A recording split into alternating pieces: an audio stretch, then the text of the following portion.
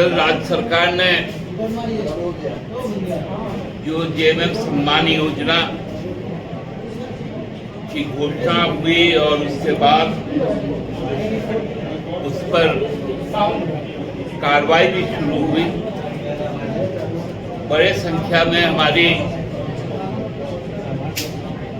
माताओं ने, बहनों ने, जिनकी उम्र 25 साल से ऊपर है, उन्होंने जिस उत्साह के साथ राज्य सरकार की इस महत्वाकांक्षी योजना का स्वागत किया और राज्य सरकार ने जिस तत्परता के साथ घोषणा के बाद इसे क्रियान्वित किया, वो हमको लगता है कि राज्य सरकार का ये एक बहुत बड़ा बेंचमार्क है। हम लोगों ने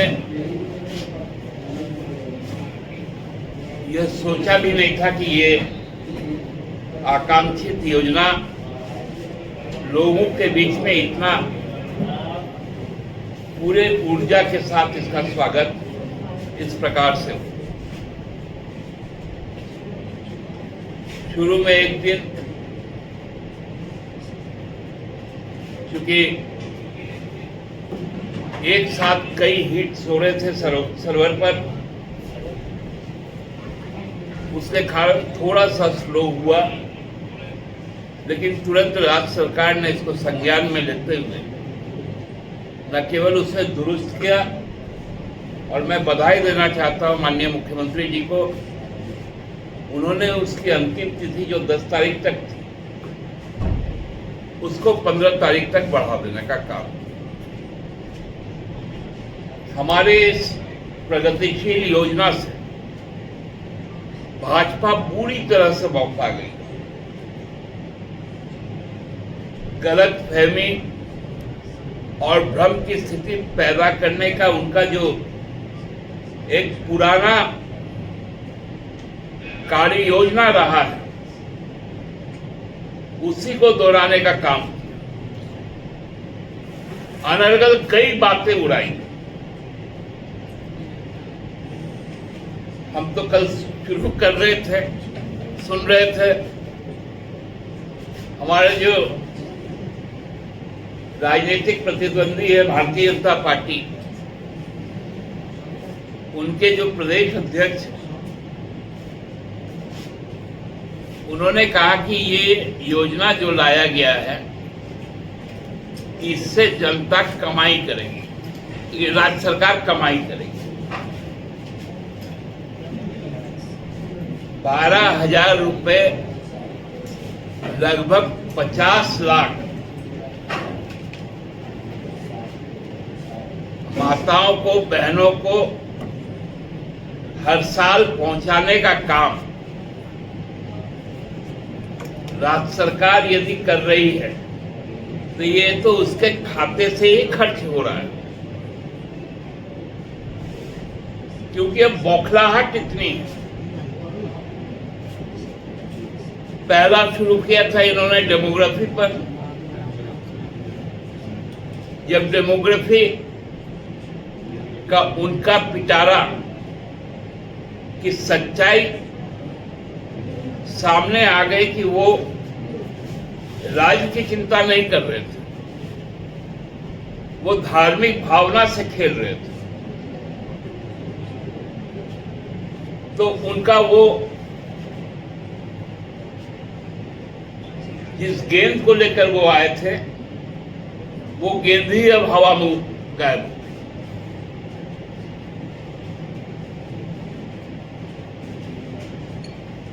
अब भारतीय जनता पार्टी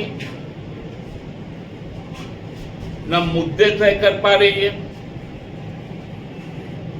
न भारतीय जनता पार्टी अपने किए गए पापों का हिसाब दे पा रही है। इसलिए राज्य सरकार के जो 100 से ज्यादा योजनाएं आज धरातल पर है, उससे पूरी तरह से बौखला गई। विशेषकर महिलाओं के लिए जो सावित्रीबाई फुले किशोरी समृद्धि योजना हो, चाहे वो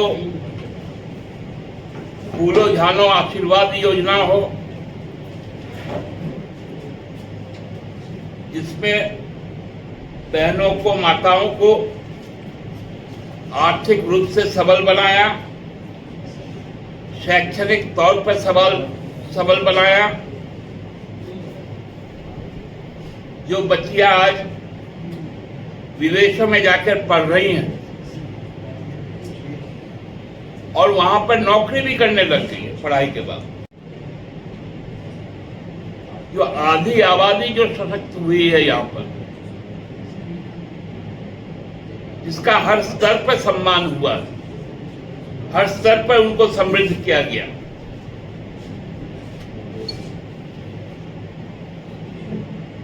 ये भारतीय जनता पार्टी के लिए एक बहुत बड़ा सेटबैक ही नहीं है, क्योंकि उनके दिमाग में जो उन्होंने महिला आरक्षण पे जो संसद में एक कानून इंट्रोड्यूस किया, अब उसका कहीं कोई जिक्र नहीं। लेकिन हम जो कहते थे, कहते हैं और कहेंगे, उनको हम पूरा भी करते हैं। रोजगार के क्षेत्र में भी युवाओं को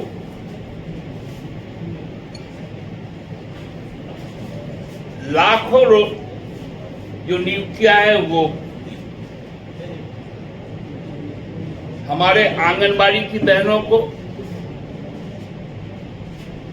रसोईया बहनों को हर तरह से समृद्ध किया गया। यह सरकार महिलाओं के सम्मान, महिलाओं के सशक्तिकरण पर पूरी तरह से केंद्रित है, क्योंकि जब तक महिलाएं आत्मनिर्भर नहीं बनेगी, तब तक आगे आने वाली पीढ़ी के विकास में उनकी जो सहभागिता है वो पूरे तरह से सुनिश्चित नहीं हो। तो मैं आज पार्टी की ओर से माननीय मुख्यमंत्री जी को भी बधाई देते हैं कि उनकी इस दूरदृष्टि वाली जो योजनाएं हैं वो घर घर तक पहुंचे और घर घर तक इसका लाभ मिले।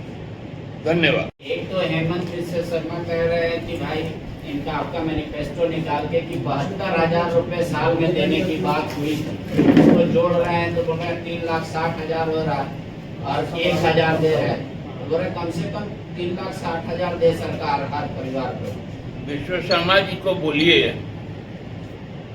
कि अपने नेता से 2014 के बारे में पूछे कि जो 2 करोड़ नौकरियां मिलने वाली थी तो 20 करोड़ नौकरियां तो हो जानी थी, लेकिन जो CAMI का जो डेटा है उसमें तो कहा गया कि कोरोना के बाद से अब तक 15 करोड़ लोगों की नौकरी चली गई और वो भी सरकारी संस्था है।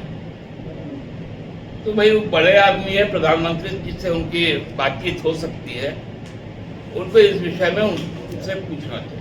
कई गांव की जो महिला चाइल्ड को लेकर, ट्रैफिकिंग को लेकर काम करते हैं, वो लोग राशि बढ़ाने की मांग कर रहे हैं। कई मुखिया भी कह रहे हैं कि अगर राशि बढ़ के मिले तो इसका बेनिफिट होगा ट्रैफिकिंग में। नहीं, देखिए अब ये शुरू हुआ है, राज्य का क्या स्थिति है, आर्थिक स्थिति आप लोगों को भी मालूम है। हम तो कह रहे हैं कि 1,36,000 करोड़ रुपया हमारा जो बकाया है हमें दे दो और सब बताए किसको किसको क्या क्या चाहिए। एक तो GST का पैसा रोक के रख देते आप लोग, अभी सुप्रीम कोर्ट का जो फैसला आया, जिसमें अब हमको अधिकार मिला है, जो अधिकार पहले था उसको जो भारतीय जनता पार्टी की जो सरकार थी अटल बिहारी वाजपेयी जी के समय वो अधिकार छीन लिए गए थे। अब उस पर फिर से बहाल हुआ है, तो हमको टैक्स से अब कुछ प्राप्ति होगी, तो सारी चीजें बढ़ेगी।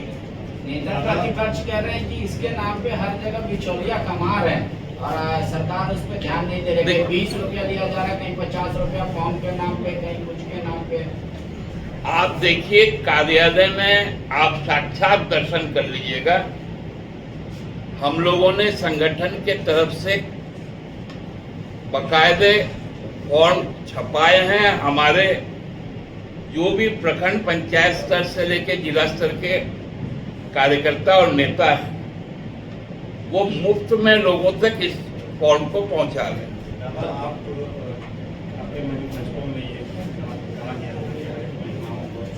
के लिए 2000 रुपया दिया जाए, प्लस मैनिफेस्टो में ये भी घोषणा प्रावधान था। चूल्हा उला आजसू का इशू है, हम लोग चूल्हा उला कभी नहीं। दादा मेरे मैनिफेस्टो में चूल्हा कहीं नहीं। दादा आपने अभी सरकार के कई छपाया है पार्टी ने अपनी ओर से। जितनी जरूरत है उतने छपते रहेगी। दादा आपने अभी सरकार के कई कल्याणकारी योजनाओं को गिनाया। आपने सहायक शिक्षक और सहायक पुलिसकर्मी के बारे में बोलना भूल गए। कब तक उन लोग आंदोलन करेंगे? लगातार मांग कर अब बहुत ज्यादा दिन आंदोलन नहीं करना होगा। दादा एक बात है, 15 अगस्त नजदीक है, मोराबादी में धरना आंदोलन चल रहा है, सरकार को झंडा भी वहाँ पे फहराने का कार्यक्रम जो होता है, तो क्या आप नेगोशिएट करेंगे पार्टी स्तर से? बहुत तरह से उनके साथ नेगोशिएशन चल रहा है, कई दौर की वार्ताएं चल रही है। उनके लगभग सभी मांगों पर, उनके मानदेय बढ़ाने पर, उनके एक्सटेंशन पर, सभी चीजों पर सहमति बनी।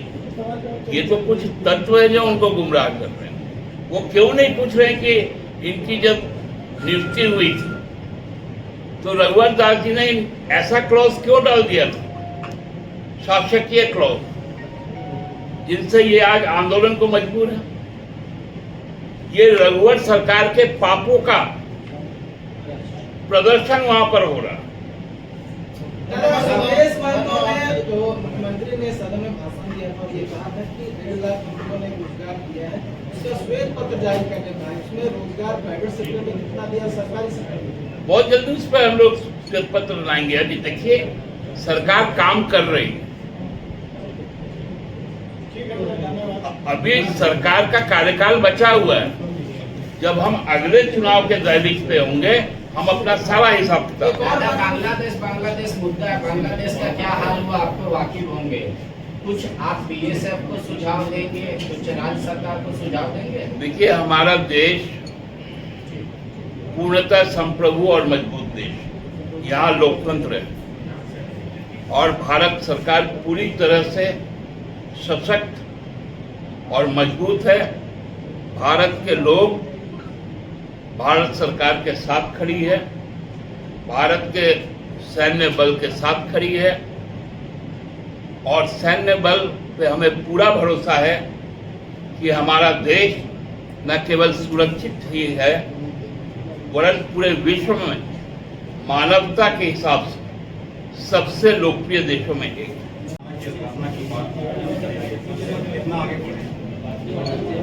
देखिए ये प्रशासनिक जो चीजें हैं ना, ये आपको हमको लगता है कि पार्टी के प्रवक्ता से नहीं, पुलिस के भी एक प्रवक्ता उनसे बात करनी। दादा एक आखिरी सवाल है, ये तो आप उनको पैसा दे रहे हैं जिससे आप काम नहीं ले रहे, मतलब सरकार काम नहीं ले रही, पर बहुत सारे अनुबंध कर्मी हैं तो कह रहे हैं कि हमारा कुछ बढ़ा दो, आंगनबाड़ी से लेकर सेंटर सहायिका से, आंगनबाड़ी तो बढ़ा है और वो चाह रहे पारा टीचर। देखिए वो चाहने का कोई लिमिट नहीं होता है, लेकिन देने का एक लिमिट होता है।